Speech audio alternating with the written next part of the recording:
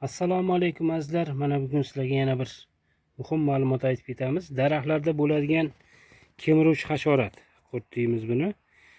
Ko'pgina mana shu daraxtlarimizni mana shunaqa tartibda ko'voy qilib yeydi, keyin daraxtlarimizga, ya'ni mevali daraxtlarimizga zarar yetkazadi. Bu hasharot, bu kemiruvchi hasharot mevali daraxtlardan tashqari dekorativ boshqa daraxtlarga ham tushadi.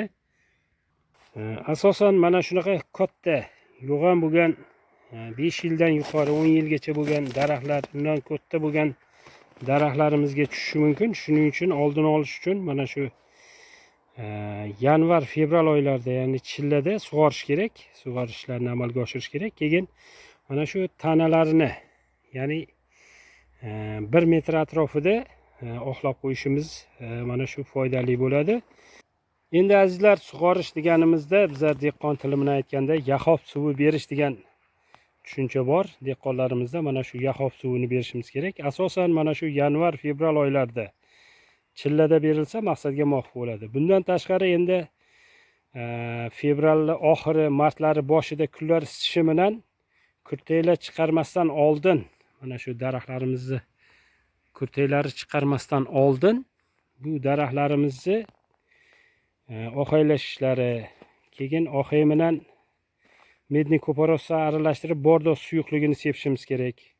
Bundan tashqari ko'p mana shu vet aptekalarimizda dorilar bor. Mana shu ximikatlarimizni me'yorida bir berib qo'ysak, mana shu mevali daraxtlarimiz o'sib rivojlanaveradi har yiliga. Azizlar, mana shu daraxtlarimizni yaxshi hosil berish uchun, kelajakda yaxshi rivojlanib o'sishi uchun juda ham bir yaxshi ahamiyat berib qarasak, inshaalloh ko'zlangan bir yaxshi hosillari, yaxshi bir mevalari, sifatli mevalari olish imkoniyati bo'ladi. Shuning uchun befarq bo'lmaymiz. E'tiborli bo'lib mana shu ishlarni amalga oshirsak, o'z niyatimizga yetamiz. E'tiboringiz uchun rahmat. Salomat bo'linglar.